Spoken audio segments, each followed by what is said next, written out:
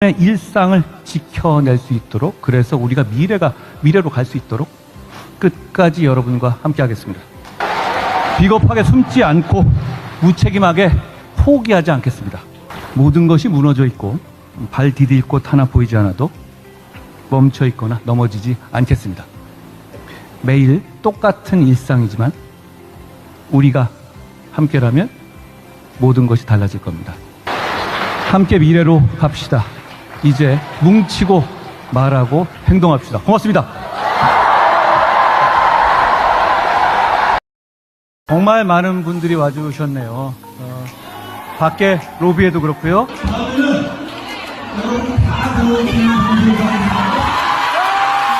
그리고 옆에 따로 보는 스크린방에도 그렇고 정말 많은 분들이 와주셨습니다.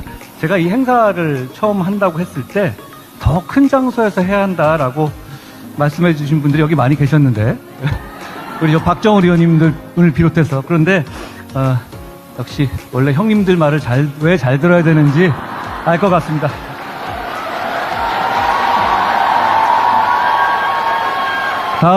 다음에는 더 큰 데서 해보죠. 제가 그 책에서 인생 내내 가져가게 된 생각이 있습니다. 매일같이 세수를 하고 면도를 하게, 유리 조각으로 면도를 해야 하는 한이 있더라도 말이야, 그게 자네의 마지막 방을 포기하는 것이 될지라도. 빅터 프랭클은 언제 가스실로 끌려갈지 모르는 그 지옥 같고 절망적인 상황 속에서도 세수하고 면도했던 사람이 오래 버텼고 살아남았다는 팩트를 전합니다. 절망적인 현실을 외면하지 않고 그럼에도 불구하고 일상을 지켜내려 노력한 사람이 결국 살아남고 승리한다는 생각. 절망과 후회가 내 삶을 잡아먹지 못하도록 우리는 단단해져야 합니다. 그 시작은 우리의 일상을 지키는 데서 출발합니다. 제가 결국 다 잘 될 것이라는 말을 굉장히 많이 쓰는데요. 이게 바로 저의 비관론적 낙관주의입니다. 저는 좋은 세상 만들기 위해서 살아갑니다. 정치를 하기 오래전부터 갖고 있었던 아주 오래된 생각입니다. 이건 저의 오래되고 아주 단단한 생각입니다. 그런 단단함 때문에 이쪽 저쪽에서 집중적으로 음해받는 입장에서 계엄저지, 영부인 문자 익십, 통일교 만남 거절 등 혹시라도 빌미가 될 수도 있었던 여러 가지 유혹적인 선택의 상황 속에서도 길을 잃지 않을 수 있었다고 생각합니다.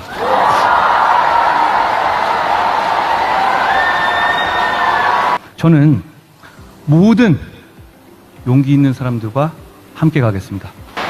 여러분, 지난 1년간 우리는 일상이 파괴되는 장면들을 너무도 많이 목격했습니다. 죄송합니다. 저는 여기서 다짐합니다. 여러분의 일상을 지켜낼 수 있도록, 그래서 우리가 미래로 갈 수 있도록 끝까지 여러분과 함께 하겠습니다. 비겁하게 숨지 않고 무책임하게 포기하지 않겠습니다.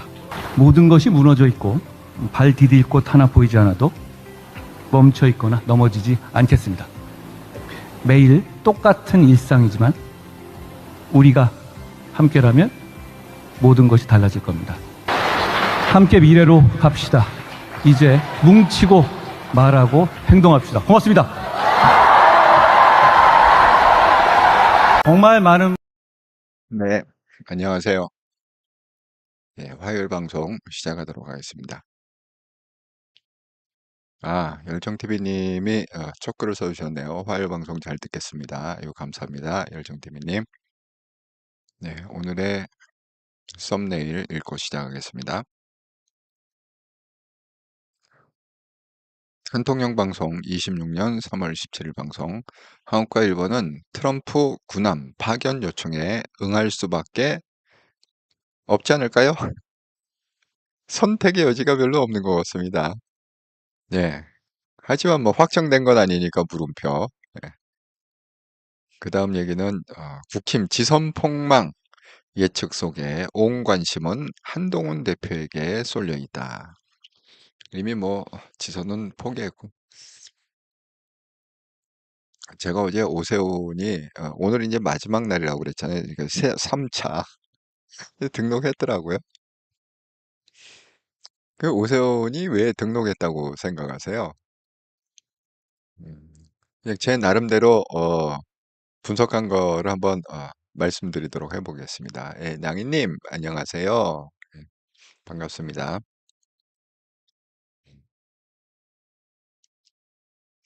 여러분도 한번 의견을 주시기 바랍니다. 오세훈이 왜 등록을 했을까요?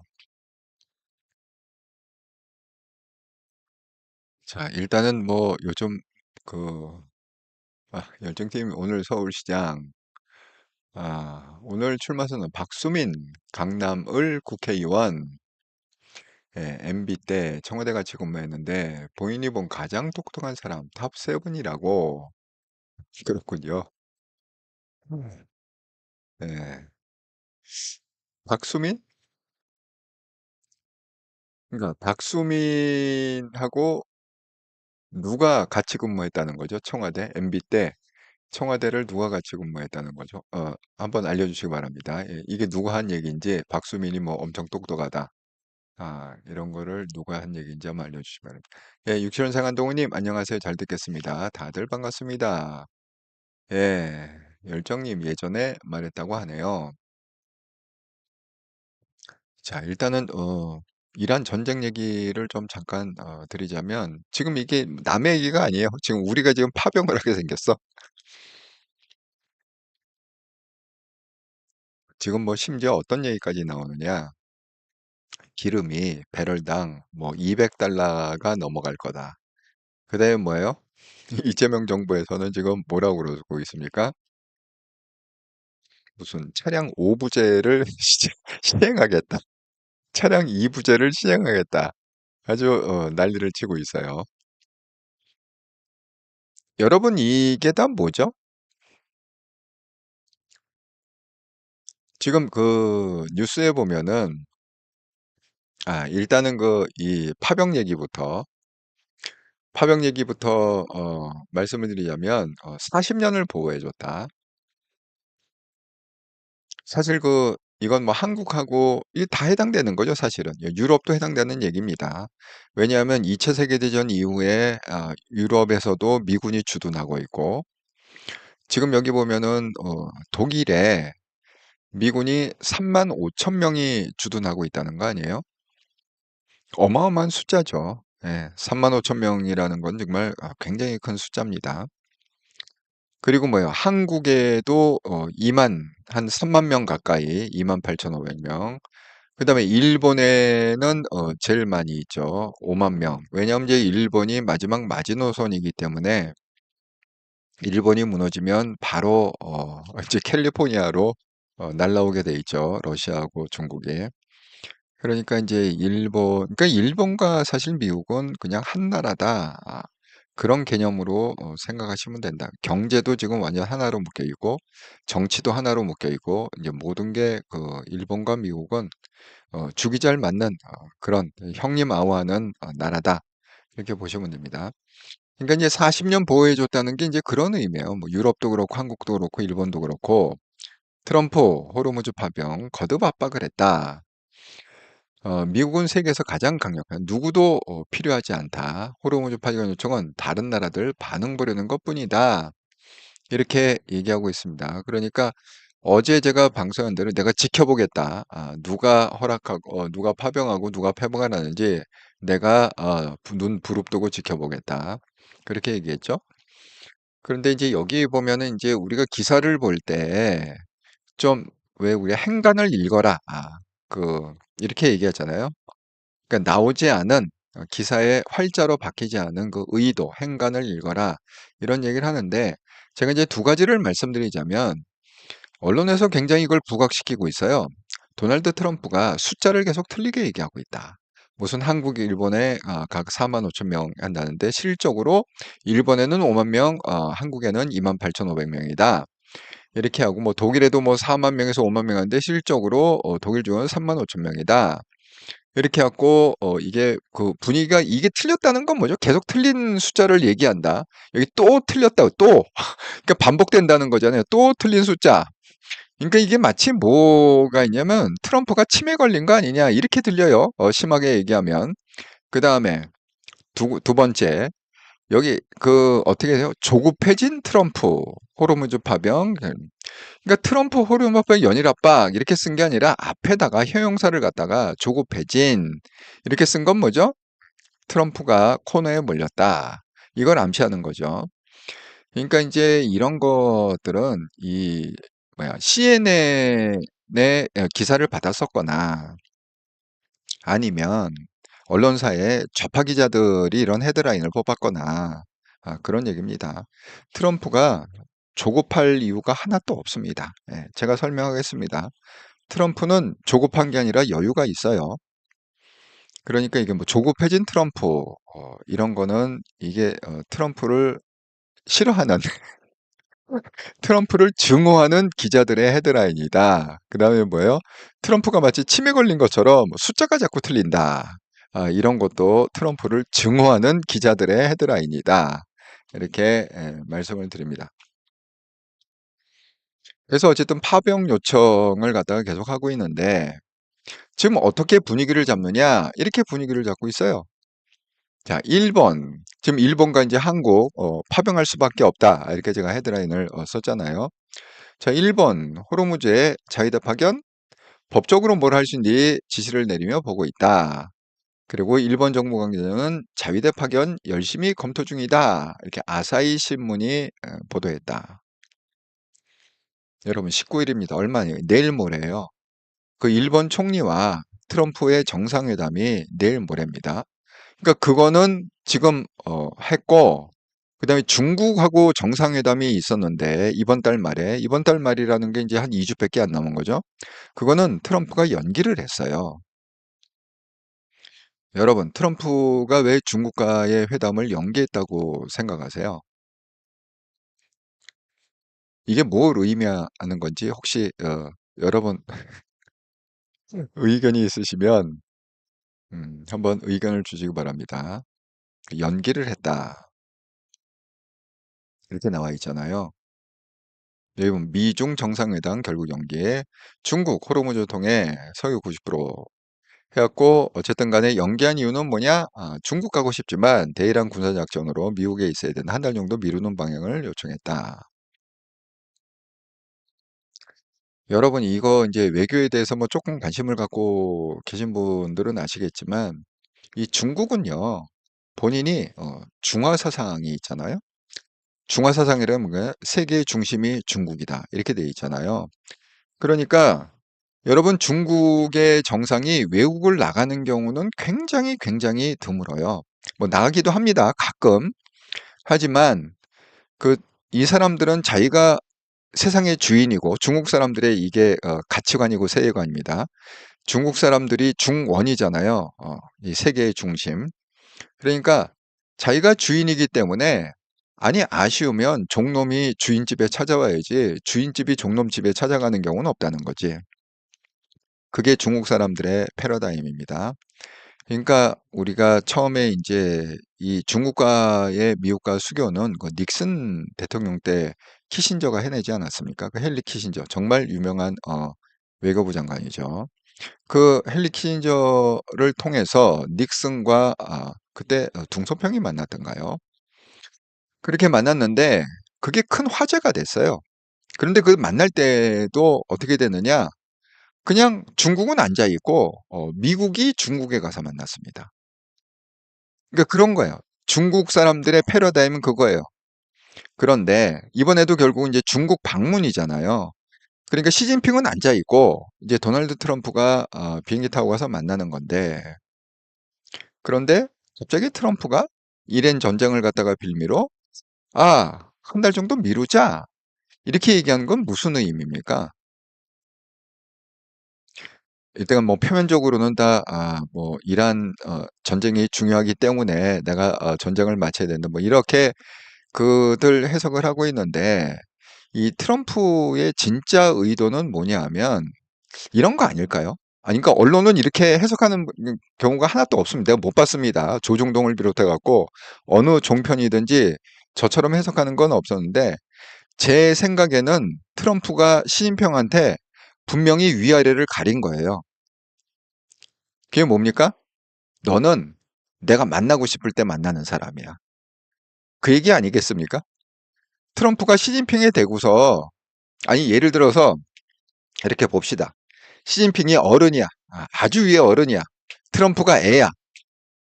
그런데 미리 약속을 했어. 3월 말에 만나기로 정상회담 가고 만나기로 약속을 했는데 그럼 애가 저 위에 할아버지한테 지금 내가 지금 일이 생겨갔으니까 할아버지 다음에 만나 이렇게 얘기 못 하잖아요.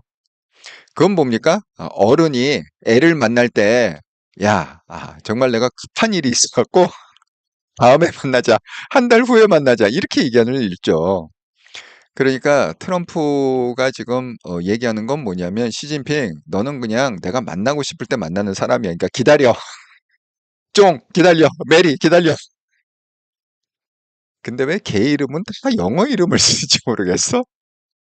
우리 한국에 보면은 저 어렸을 때 이름이 다 걔 이름이 영어 이름이잖아요. 쫑, 메리, 존.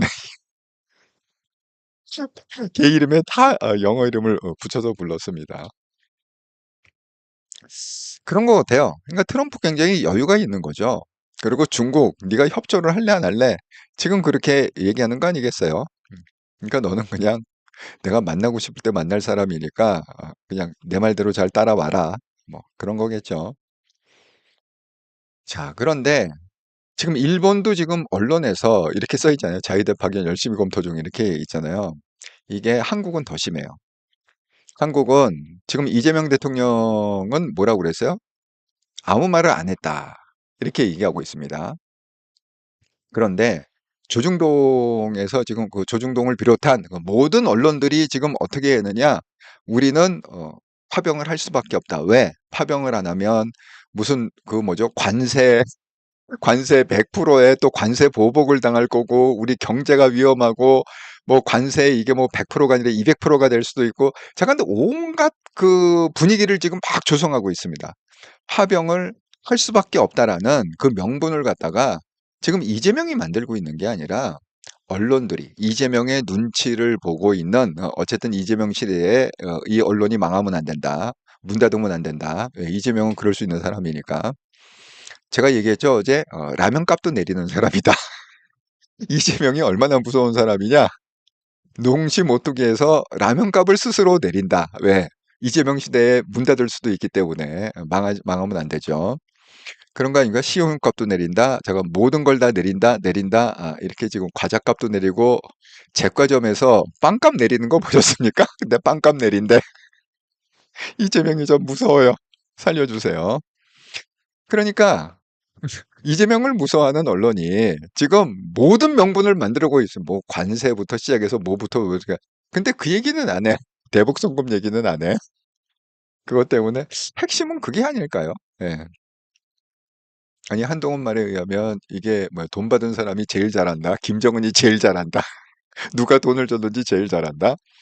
그다음에 한동훈 대표가 또 이번에 뭐라고 그랬습니까? 이 3법이 통과됐잖아요. 거기에 뭐요? 법 왜곡법이라는 게 있잖아요. 법을 왜곡해서 해석하면 깜빵 보낸다. 이 법이 통과됐잖아요. 법 왜곡법. 한동훈 대표가 뭐라고 그랬느냐? 오늘인가요? 어젠가요? 음, 이렇게 얘기했습니다.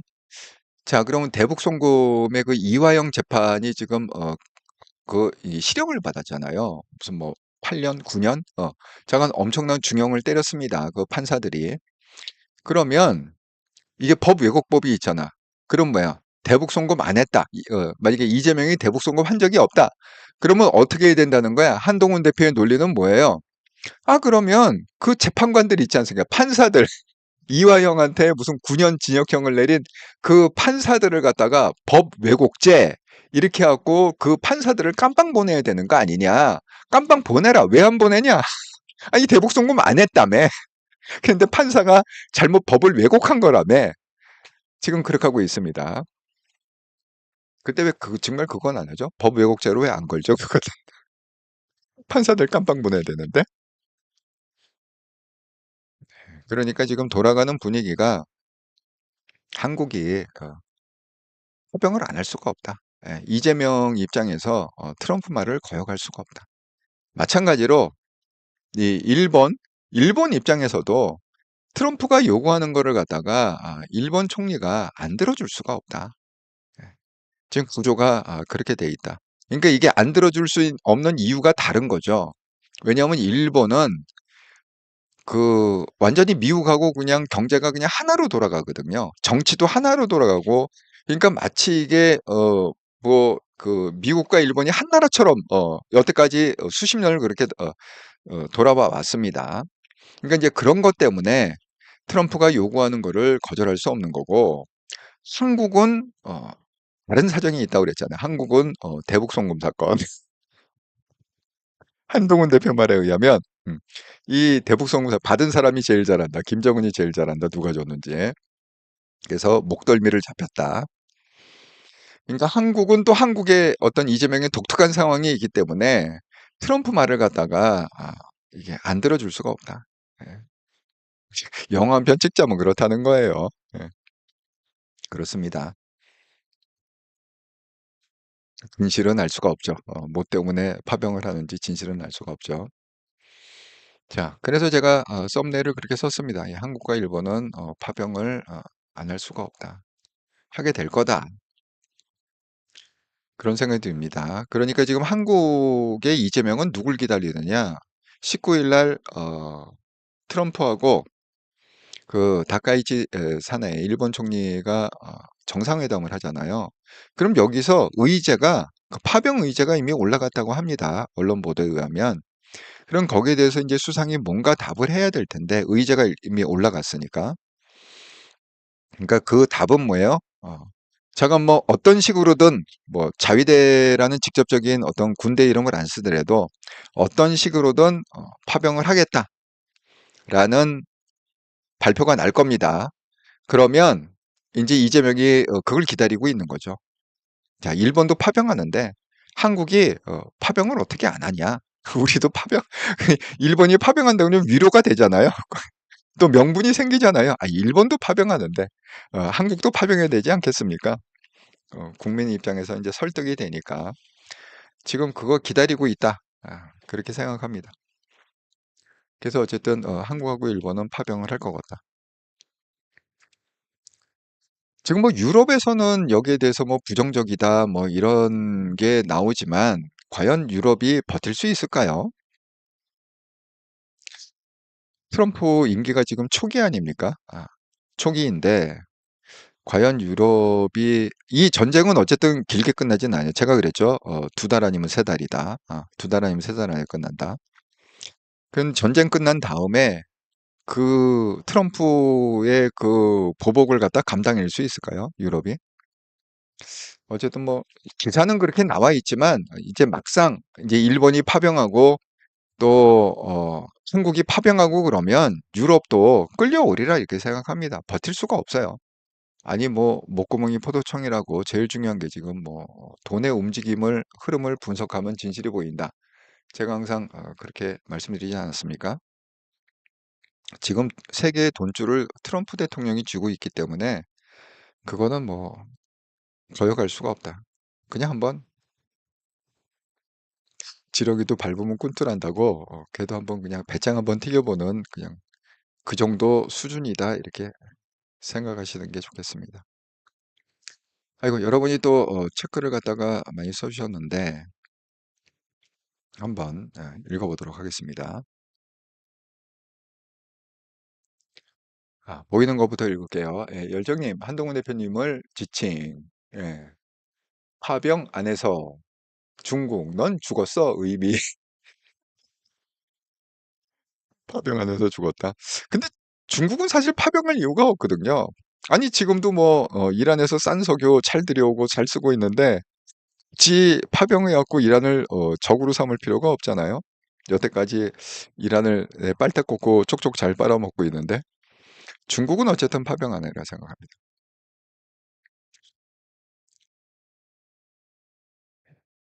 예. 아, 열정TV님 말씀이 한동훈 대표님이랑 이명박 시절에 청와대를 같이 근무했다. 아이고, 알려주셔서 감사합니다. 네. 네, 유전생 감독님, 헛개비 같은 저런 쇼는 한동훈, 건재의 이해가 맞는 간세운, 준떨, 원조 간수철, 국짐 중진 그구들 등의 업은 단권파들의 사전 만남 및 물밑 조율에 따른 전략적 제휴. 간세호는 개혁 이미지 포장, 장도는 침묵하면서 극우 안고 가고, 국짐 중진은 개혁 코스프레. 하지만 제일 손해본 것은 간세훈. 경선은 통과줄 것이민. 정연 복귀하면서 간세훈 경쟁이 있다고 띄움. 예, 요 부분은 이제 제가 좀 설명을 드릴게요. 사필교육님, 안녕하세요. 퇴근 중입니다. 아이고, 바쁘게 사시세요. 예, 유치원생 감독님, 그렇지만 결국 장돌은 국짐 완전은 쪼그라들 때까지 갈 것이고, 간세호는 지선 후에 당권 도전에서 극우에 깨박살 나고 먼저 찌그러질 것이며, 간세홍계가 의총에서 한대면 복귀를 가로막은 데서 더러운 속내 꿰뚫어 볼 수 있음. 예, 권영세하고 조은희가 결상전에서 막았다고 그랬습니다. 한동훈 복귀를 막았다. 준돌이 한 대표와 지지자들 표명한 것도 일련의 한동훈 견제 죽이기 일환 결국 다 망할 비열한 연론들. 예. 제가 이 뭐야 전쟁 얘기를 마무리하고 바로 지금 한동훈 님이 지금 이슈로 꺼낸 그 얘기를 갖다 한번 해보겠습니다. 여러분, 제가 왜 이 이란 전쟁이 좀 낙관론이죠. 두세 달 안에 끝날 거다. 이게 장기전으로 갈 수가 없다. 이렇게 보는 건 왜 그러냐 하면 지금 여러 가지 근거가 있는데 오늘도 제가 근거를 찾아볼게요. 지금 계속 무슨 얘기가 나오고 있느냐 하면요. 이란이 주변국을 갖다가 계속 공격한다. 지금 이렇게 기사가 계속 뜨고 있습니다. 그러니까 오늘은 드디어 이제 어떤 기사가 났느냐. 여기 아랍에미리트에 뭐 이게 천연가스인가요? 예. 그 이란 세계 최대 초산성가스 시설 샤유전 이름이 샤예요. 중동 발음. 샤유전을 공격했다. 그래서 그게 불에 탔다. 지금 이런 기사들이 나오고 있거든요. 그래서 뭐 그 미 대사관을 향해서 뭐 로켓하고 무슨 드론을 발사했다. 뭐 이런 근데 사실 이런 거는 뭐 이란, 이스라엘의 괴물 미사일 를 갖다가 첫 번째로 발사를 했다. 이런 거는요. 사실은 저희들 입장에서는 좋은 기사예요. 이게 나쁜 기사가 아니라 왜 이란이 자꾸 이렇게 공격을 한다. 뭐 유전도 아랍에미리트에 유전도 공격하고 대사관도 공격하고 무슨 뭐 괴물 미사일을 갖다가 발사를 하고 그러니까 이 뭐예요? 공격이 괴물 미사일이라는 게 뭐죠? 더 센 무기를 갖다가 쓰고 있다. 이런 뜻이잖아요. 더 첨단 무기를 쓰고 있다.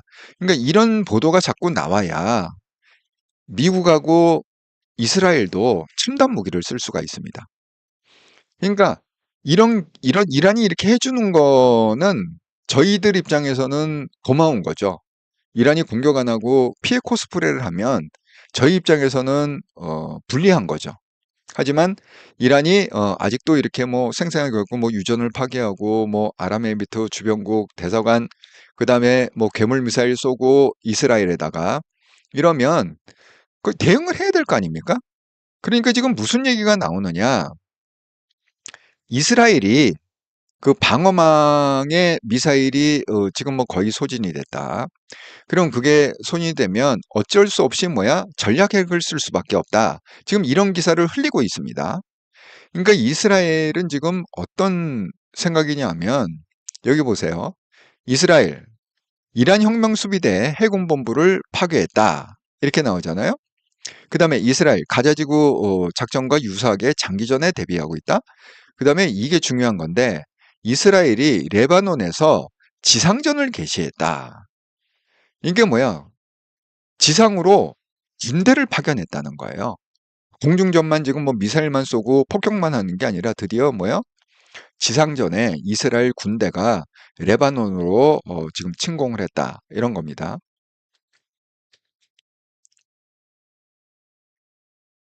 여러분, 이스라엘은 목적이 뭘까요? 미국은 저는 이 싸움의 당사국이 저는 미국이 아니라고 생각합니다. 진짜 당사국은 이스라엘이거든요. 사실 미국은요, 트럼프 말대로 지금 손을 떼어도요, 미국은 아무 피해가 없어요. 왜냐하면 뭐 이스라엘의 장거리 미사일이 미국까지 폭격을 못 합니다. 그러니까 그냥 중동 그냥 신경 끄고 알아서 해 하고 그냥 오늘 바로 철수를 해도 미국이 크게 손해보는 건 없거든요. 실질적인 지금 전쟁 당사자는 이스라엘이죠. 자, 그럼 이스라엘의 뜻은 뭐냐? 이 기회에 이란을 갖다가 회복 불능, 그러니까 복구 불능한 나라로 만들어야겠다라는 그런, 아니, 그러니까 영화 한 편 찍자면 그렇다는 거야. 내가 진짜인지 아닌지 어떻게 알아? 하는 행동을 보니까 말하는 폼새나 지금 연일 폭격을 여기 보세요. 도널드 트럼프가 이란 목표물 7,000개 이상 타격했다. 이렇게 나오잖아요. 그래서 뭐 미국 전투기들 뭐 6,000회 이상 임무 수행을 했고 이란에 관정했고 뭐 100척 이상 파괴를 했다. 뭐 이렇게 점점 지금 그 전과가 나오지 않습니까? 이스라엘은 정말 하나님이 내리신 기회를 맞이했다. 어쨌든 간에 이란을 갖다가 이 지구상에서 없애야 되는데 완전히 그 무력화시켜야 되는데 이란 땅을 갖다가 척박한 사막으로 만들어야 되는데 그걸 갖다 수십 년을 기다리고 있지 않았습니까? 예. 근데 드디어 이제 기회가 왔다는 거죠. 미국과 이란이 붙으면서 또 이스라엘이 합류하면서 기회가 왔는데 이 기회를 갖다가 이스라엘이 놓칠 리가 없다. 이스라엘은 지면은 나라가 없어진다라는 걸 분명히 알고 있기 때문에 목숨을 걸고 싸울 수밖에 없습니다. 그러니까 이 기회에 이란을 갖다가 회복 불능의 그런 나라로 만들어야 된다. 이런 생각하고 있는 거죠. 그러니까 이 전쟁은 결코 오래가지 않는다. 어쨌든 속전속결로 해갖고 할 것이다. 여기 이제 반증하는 게 뭐냐면 지금 이란은 완전 코너에 몰려 있거든요. 자, 오늘 이란 뭐 혁명수집에 뭐 SNS는 트럼프를 직격해갖고 자, 내용을 보세요. 이 대변인이에요. 혁명수비대 대변인이라는 사람이 전쟁은 SNS로 하는 게 아니다. 전쟁의 이름을 장대한 분노 아닌 장대한 두려움이라고 불러야 된다. 그러니까 전쟁은 SNS로 하는 게 아니다.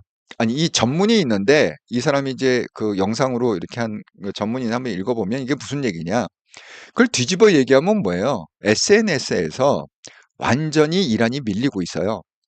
트럼프의 SNS의 그 전략에 완전히 그냥 장악을 해갖고 이란이 그 SNS에서 숨쉴 공간이 없다. 그러니까 이제 이런 얘기하는 거 아닙니까? SNS를 트럼프가 장악했지만 전쟁은 SNS로 하는 게 아니다. 그러니까 SNS가 대표적인 게 페이스북하고 X죠. 거기는 이미 트럼프가 완전히 장악을 했다. 그럼 뭐 SNS도 지금 밀린다. 이렇게 얘기하는 거죠. 자, 그 다음에 또 있습니다. 여러분 이 여기 보면은 이게 있어요. 자, 이 도널드 트럼프의 이제 그 얘기가 여러분 그거 기억나시나요? 그 이스라엘 총리, 이스라엘 총리를 갖다가 죽이겠다. 죽었을 거고 만약에 살아 있다고 그러면 바로 죽이겠다라고 누가 얘기했느냐 하면 여기 보면 이렇게 돼 있습니다. IRGC 그라운드 포스트 커맨더 이게 이름이 누구냐 하면 여기 나와요. 제너럴 모하메드 카라미. 그러니까 이 모하메드 카람이라는 장성이 나와갖고 네타냐후를 갖다가 네타냐후가 죽었고 사망설 손가락 6개 나왔을 때 죽었고 만약에 살아있다 하더라도 우리가 반드시 죽일 것이다 라고 얘기한 거 기억하시죠? 그런데 그 얘기 선언을 하고 몇 시간 지나지 않아서 얘가 죽었다는 거야. 이스라엘 군에 의해서 얘가 죽었다는 거야. 그걸 갖다가 누가 얘기하고 있느냐? 트럼프가 얘기하고 있습니다. 예. 그러니까 여러분, 그 이스라엘이라는 나라는 그냥 무슨 이렇게 조그만 나라 이렇게 생각하시면 안 되고 지금 이스라엘은 중동의 모든 정보를 갖다가 손금 보듯이 그냥 부처님 안에 뭐 손오공이다. 그러니까 뭐 부처님 손바닥 안에 손오공이 노는 것처럼 완전히 지금 중동의 모든 정보를 갖다 쥐고 누가 어떻게 움직이고 누가 어디 있고 이미 다 파악이 끝났다. 그러니까 이런 얘기 하자마자 몇 시간 만에 결국은 거기를 갖다가 타겟해갖고 폭격을 해갖고 결국 죽었습니다. 그런 거예요. 그리고 또 오늘 자 이란의 샤흐라 에 가리보라는 부촌이라고 그럽니다. 근데 이 부촌은 뭐냐? 여기에 이란 에너지 총괄본부가 있다는 거예요. 그래서 거기를 갖다가 타격을 했다. 이스라엘에서. 그러니까 이스라엘은 너무 빠삭하게 알고 있는 거예요. 어디를 어떻게 때려야 이란이 다시 재기가 불능한지 불가능하게 만들어야죠. 어쨌든 간에 이스라엘 입장에서는. 그러니까 이 전쟁이 그렇게 오래 가진 않을 거다. 이렇게 제가 예상하기에는 2달에서 3살이면은 끝난다. 그리고 자꾸 지금 뭐 이런 얘기들을 갖다가 해갖고 자꾸 뭐 우리가 이란을 이길 수 없을 것처럼 이게 뭐예요? 뭐 독침 3종 세트다. 이렇게 갖고 뭐 기뢰가 있고 무슨 모기함대가 있고 뭐 해안 미사일이 있고 뭐 어쩌고 저쩌고 하는데 이거 있으면 뭡니까? 아니 운영하는 사람이 다 죽으면 이게 있어봐야 뭐야? 무용지물 아닙니까 이게? 이걸 누가 운영한다는 거야 도대체? 그 이런 말도 안 되는 언론의 논리에 현혹되지 마시라 이렇게 말씀드립니다. 그리고 무슨 뭐 선별적으로 뭐 통과시키는 그러니까 이게 뭐 미국 편 아니면 다 통과시켜준다. 뭐 중국, 인도, 파키스탄 그래갖고 이걸 뭐 미국하고 갈라치기를 하고 있다. 그렇다고 해서 이 나라들이 미국을 갖다가 적을 삼을까요? 그렇게 미련한 지도자들이 있나요? 알고 보니까 우리가 호르무즈 해협을 통과하려면은 미국을 적을 삼아야 된대. 그래갖고 앞으로 우리는 선전포고야. 미국하고는 적국이고 이제 이란하고 친구야. 이렇게 얘기할 무슨 대통령이나 수상이 있을까요? 정말 말도 안 되는 논리를 갖다가 언론이 정말 창피한지도 모르고 이렇게 보도를 하고 있다. 이렇게 말씀을 드립니다. 이런 보도가 나오면 나올수록 이 연합군에 대한 조속의 명분은 더 강력해지고 연합군이 파견되면 유럽도 어쩔 수 없이 파견할 수밖에 없고 그러면 완전히 국제적으로 이란은 완전히 고립돼 갖고 결국 전쟁은 2살 안에 끝난다. 이렇게 말씀드립니다. 그리고 자꾸 뭐 기름값이 무슨 뭐 배럴당 뭐 200달러가 될 거다. 예, 그런 거에 현혹되지 마시기 바랍니다. 제가 그랬죠. 그 투기 세력이 있다고 죽기는 세력이 있어요. 그러니까 여러분 이거를 어떻게 알 수 있냐면 잘 보세요. 이게 환율도 그렇고 뭐 주식도 그렇고 근데 선물도 똑같습니다. 뭐 석유 이게 뭐 선물로다가 뭐 그래갖고 뭐 100달러에서 110달러 찍고 지금 뭐 80달러 근데 이게 150달러 되고 200달러 되고 이란이 그런 전략을 쓰고 있고 이렇게 공포감을 조성해 갖고 그렇게 뭐예요? 투기 세력이 있는 거예요. 그러니까 지금 이 전쟁 중에도 누군가는 떼돈을 벌고 있다니까. 이 전쟁 때문에 누군가는 떼돈을 벌고 있다. 그러면 생각해 보세요. 예를 들어서 배럴 달 200달러가 간다고 칩시다. 그러면 도대체 세계 경제가 어떻게 된다는 거예요? 그럼 2배 넘게 오른 거 아닙니까? 그럼 모든 게 다 2배 이상 뛴다는 거 아닙니까? 그럼 세계 경제가 어떻게 되는 거예요? 망하는 거, 나라 다 망하는 거죠. 200달러를 견뎌낼 수 있는 나라가 있을까요? 그러니까 그렇게 말도 안 되는 공포감을 심어갖고 그러니까 선물을 빨리 사. 오를 거야. 200달러까지 오를 거야. 지금 100달러 정도 되니까 200달러까지 오를 거니까 2배 먹을 수 있어. 그 현혹되지 마시라. 이렇게 말씀드립니다. 예. 네, 전장 얘기는 뭐 이 정도로 하고 그다음에 이렇게 이제 슬쩍슬쩍 흘리는 그 얘기들이 있거든요. 예를 들어서 뭐 심상치 않은 이런 이상 이게 뭐 TV조선에서 뭐 트럼프 작전 먹히기 시작했다. 이런 서로 이제 내부적인 권력 다툼 해갖고 그렇게 돼 있죠. 뭐 이란판 그러니까 연합뉴스 뭐 이란판 왕좌의 게임이다. 그렇게 갖고 실질적으로 뭐야 채널 A에서도 뭐 로하니 전에 뭐 호메이니 이쪽 이 하산 호메이니는 큰아들인가? 예. 아니, 호메이니는 그쪽이네. 어쨌든 간에 예.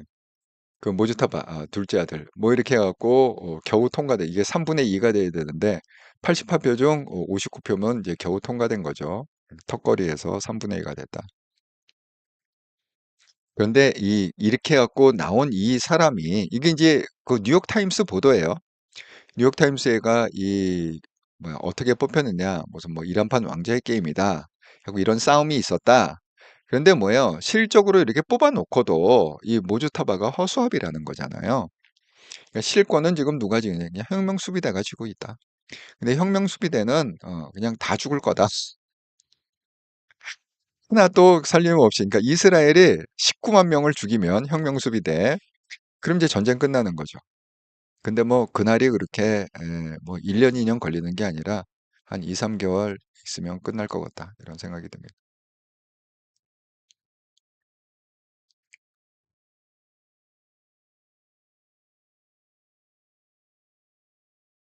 여러분 이거 어떻게 생각하세요?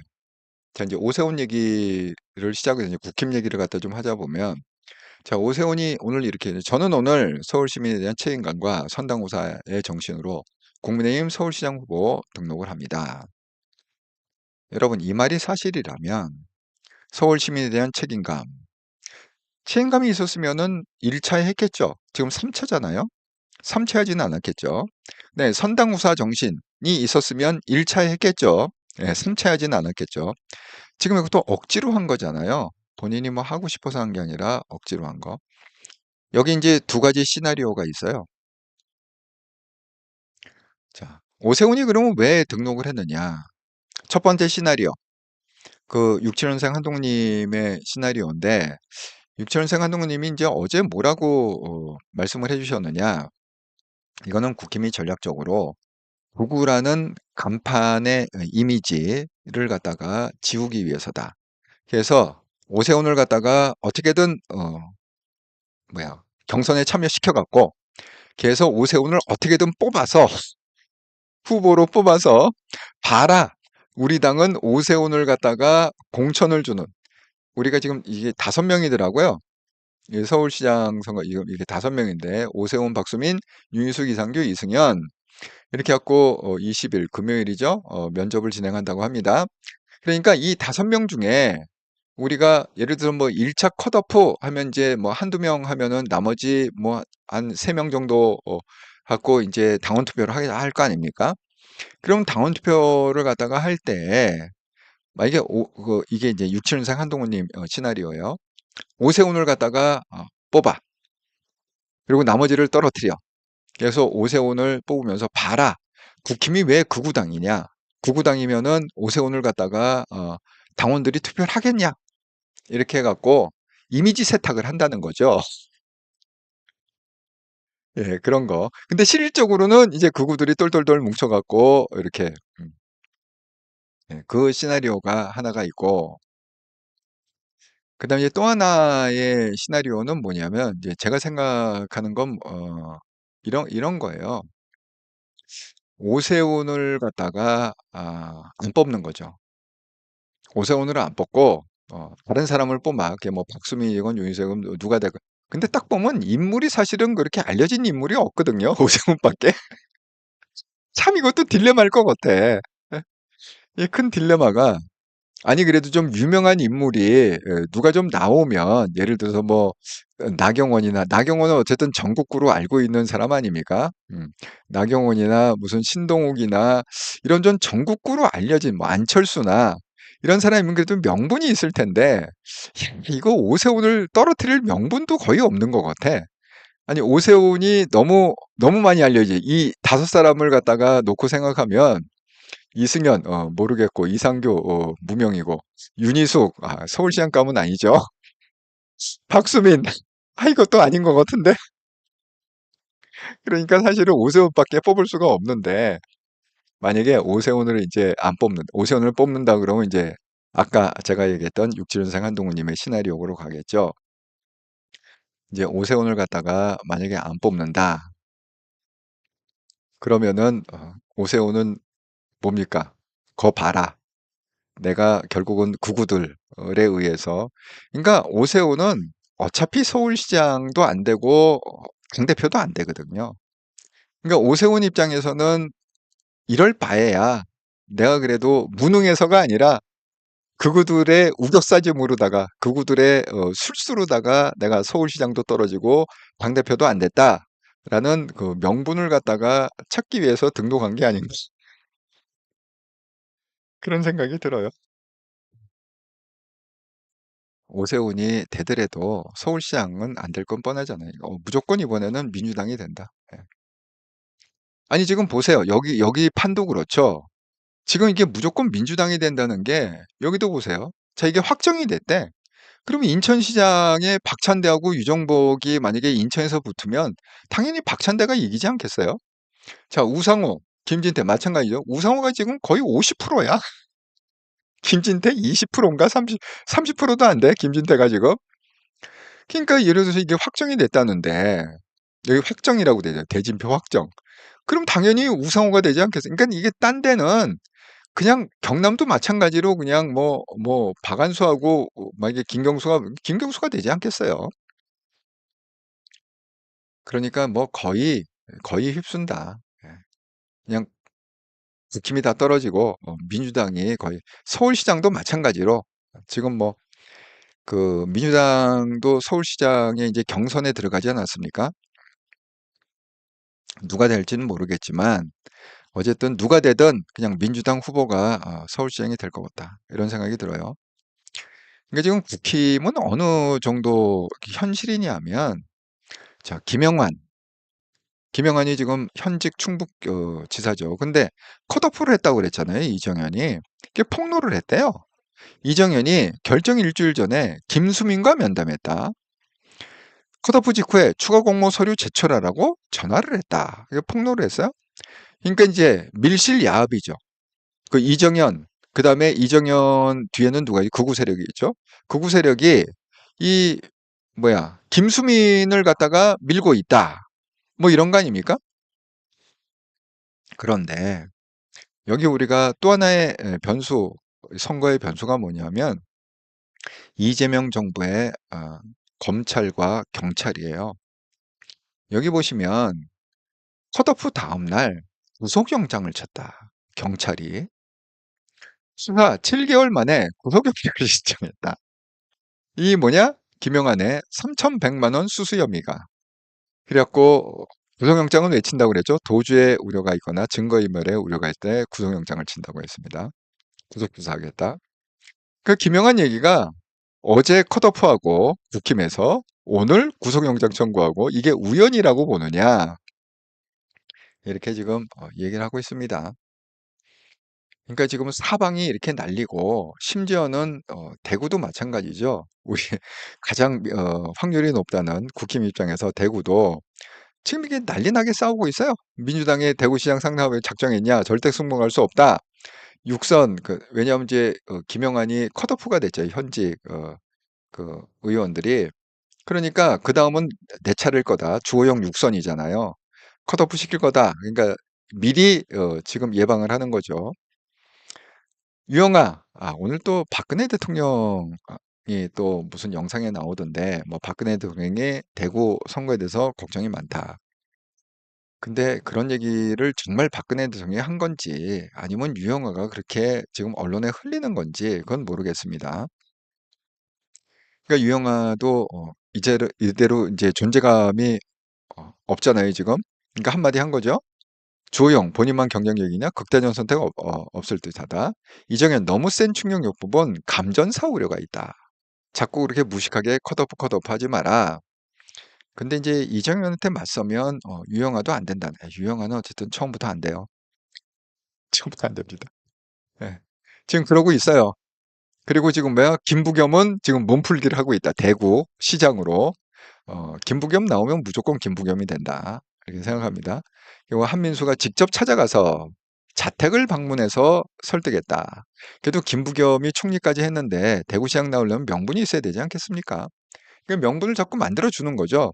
나는 안 나오려고 그랬는데 뭐 의원도 찾아오고 누구도 찾아오고 나중에 이제 정청래도 찾아오고 그래갖고 내가 그냥 이 선당 후사의 마음으로 대구시장 후보 나가겠습니다. 이제 명분을 이렇게 만들어주는 거죠. 그래서 지금 국힘은 어쨌든 간에 폭망적이다. 그런데 그것이 어떻게 된다고요? 한동훈 대표한테 좋은 일이다. 어쨌든 국힘 지지율을 15% 이하로 어쨌든 이번에는 잡아야 된다. 그래야 한동훈 대표가 빨리 결정을 할 수가 있다. 이렇게 말씀을 드립니다.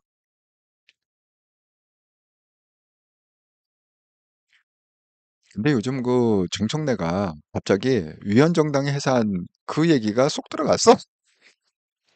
너무 자신감이 넘쳐갖고, 뭐 위헌정당 해산까지 안 해도 그냥 전국을 휩쓸겠구나. 그냥 나중에 써먹자 하고 지금 히든카드로 그냥 묻어둔 것 같아요. 그러니까 그렇게까지 안 해도 압승할 거다. 이렇게 생각하는 거거든요. 지금 뭐 국힘이 뭐 가만 놔둬도 개판치는 거 아닙니까? 예. 그래서 어쨌든 그렇습니다. 결국 이제 한동훈 대표에 대한 그런 게 이제 초점을 맞출 수가 없어요. 한동훈 대표가 이번 일요일 날 왜 경동시장을 1시에 오후 1시에 방문하겠다. 이렇게 미리 얘기하지 않았습니까? 그러니까 또 뭐 언론에서는 결국 한동훈의 이제 대구 부산의 열기를 갖다가 이제 북상시켜 갖고 수도권까지 끌어올린다. 근데 그거는 정말 좋은 전략인 것 같아요. 그렇게 이제 본인의 그 출마 예상 지역 아닙니까? 언론에서 얘기하는 뭐 대구나 아니면 부산 붙고. 근데 그 한동훈의 움직임이 꼭 어떤 출마, 배지, 그거를 위해서 움직이는 게 아니라 서울에서, 서울에서도 그렇게 한번, 시장 방문을 하고, 그럼 거기 또 대거 많은 사람들이 모이고, 그러므로 해갖고 한동훈이 이게 전국구다. 그리고 한동훈은 배지 위주로 움직이는 사람이 아니다. 한동훈은 이 대한민국의 재건을 목표로 하는 사람이다. 이런 거를 보여줄 수 있는 아주 좋은 기회가 아닐까 그런 생각이 듭니다. 제발 저는 이제 그건 좀 안 나왔으면 좋겠어요. 그 국힘에서 다시 한동훈을 갖다가 불러들이는 거 있잖아요. 복당, 복당 카드. 제발 그런 정말 최악의 수는 좀 안 일어났으면 좋겠다. 음, 한동훈의 복당은 결코 바람직한 게 아니다. 또 불쏘시개입니다. 이건 복당을 공식적으로 해버리면 또 이게 불쏘시개. 지금 뭐 밖에 있어도 당 밖에 있어도 선당 우사 왜 안 하느냐? 왜 백의종군 안 하느냐? 이렇게 지랄들을 떠는데 만약에 당적까지 회복을 해봐. 그러면 완전 끝난 거죠. 그냥 한동훈의 인생은 그냥 뭐야 질질질질 끌려다니다가 여기저기 손 흔들어 주다가 그러다가 끝난다. 이런 생각이 들어요. 어쨌든 우리의 희망은 한동훈밖에 없다. 지금 그 모든 언론들이 사실 한동훈을 주목하고 있는 거는 사실이다. 이렇게 생각합니다. 예. 네, 지난 한 주간 동안 한통용 방송과 이렇더라 방송을 후원해 주셔서 정말 감사합니다.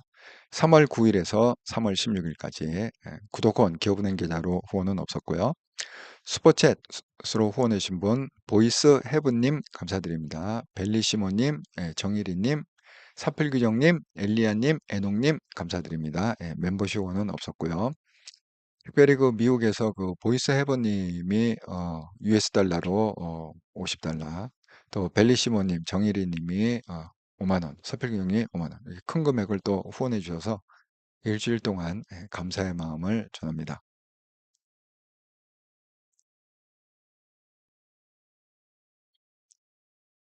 여러분 어쨌든 간에 전쟁이 길어지면 안 되죠. 예. 뭐 더군다나 또 한국이 파병한다.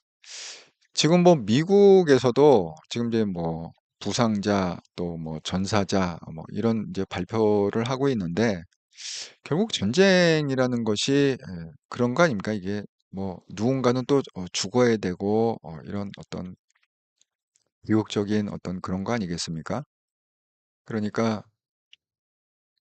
어쨌든 전쟁이 이렇게 길어지면 안 되죠. 많은 젊은이들이 또 죽지 않겠습니까? 이런 데에서. 더군다나 이제 또 한국 군인들이 파병이 되면 이 자칫 잘못하면 또 한국 사람이 죽을 수도 있어요. 그러니까 어쨌든 전쟁은 빨리 끝나야 되고 전쟁이 끝나는 길은 뭐냐? 그냥 간단해요. 그 이란의 혁명 수비대 19만 명이 있는데 그 19만 명을 다 죽이면 돼요. 예. 그러면 전쟁 끝납니다. 왜냐하면 딴 사람들이면 싸울 생각이 없거든. 그리고 뭐 마치 뭐 이란 국민들이 무슨 결사항전을 하는 그건 다 개소리고요. 그거는 앞뒤가 맞지가 않습니다. 아니 국민들은요 지금 국경지대 탈출하느라고 바빠요. 무슨 놈의 결사항전이 어디 있습니까?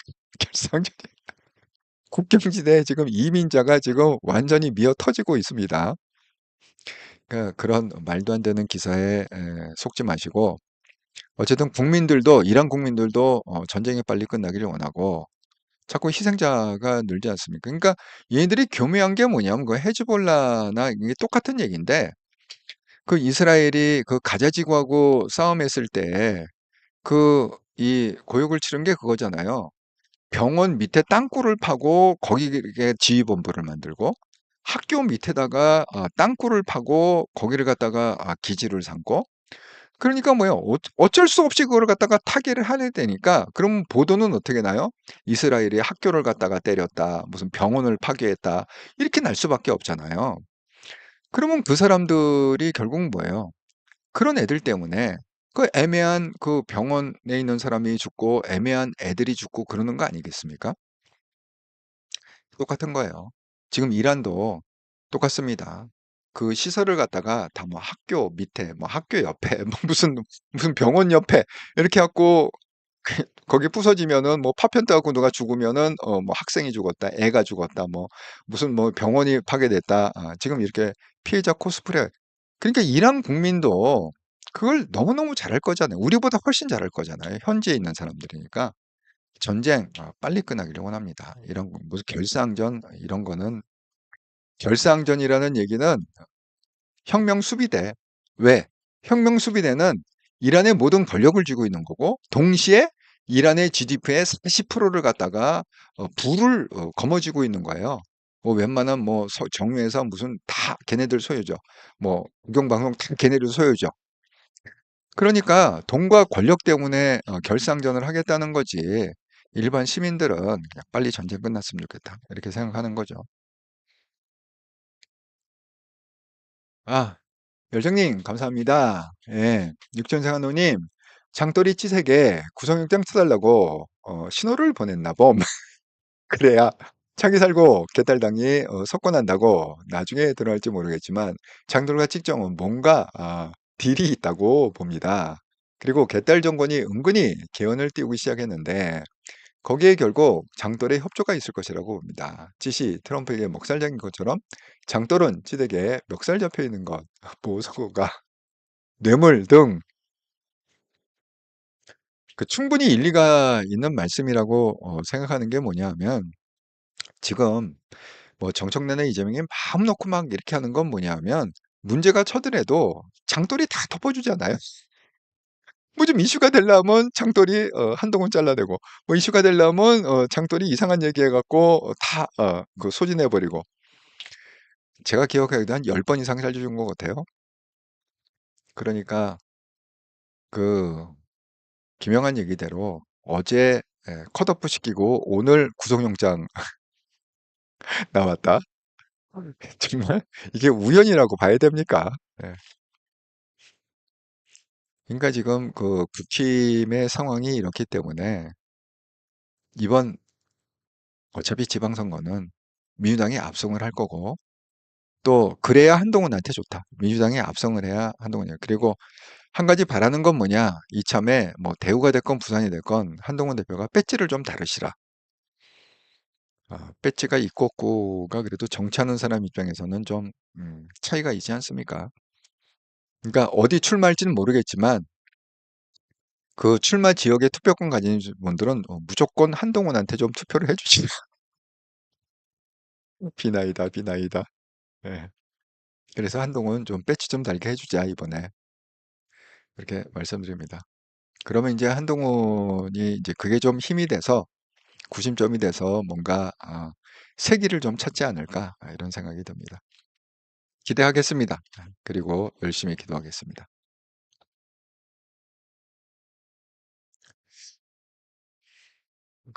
육천 생한동님 말씀대로 장동혁이 이재명 정권 하에서 깜빵 가는 일은 없을 것 같다. 제가 그 전에도 한번 방송했죠. 장동혁이 이재명 정권에서 깜빵 가는 일은 없다. 뭐 이재명 다음 정권이면 모르겠지만 지금 그럴 정도로 희한하게 너무너무 쿵작이 너무 잘 맞는다. 이재명과 장동혁의 쿵작이 너무 잘 맞는다. 이렇게 말씀드립니다.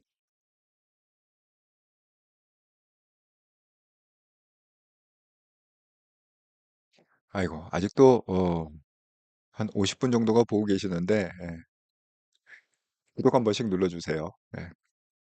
이 14,000을 빨리 가야 되는데 아직도 13,500에서 머물고 있습니다. 예. 제 방송 보시는 분들도 구독 한 번씩 꼭 눌러주시면 정말 감사하겠다. 이렇게 말씀드립니다.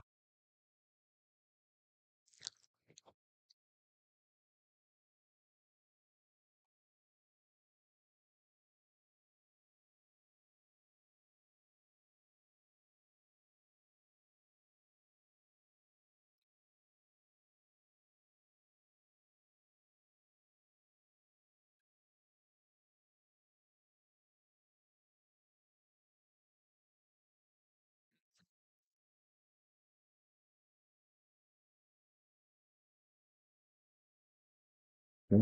오늘도 이렇게 1시간이나 되는 긴 방송에 함께 참여해 주셔서 정말 감사드립니다. 내일 수요일도 변함없이 저녁 7시 30분 한통역 정기 방송에서 반갑게 뵙도록 하겠습니다.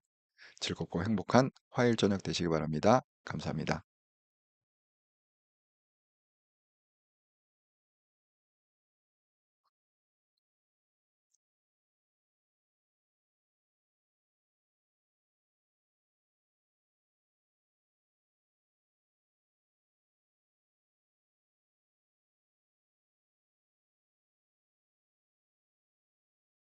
네, 육천생활동님 감사히 잘 들었습니다. 다들 반가웠습니다. 아이고, 좋은 글을 항상 써주셔서 감사합니다. 한동훈님.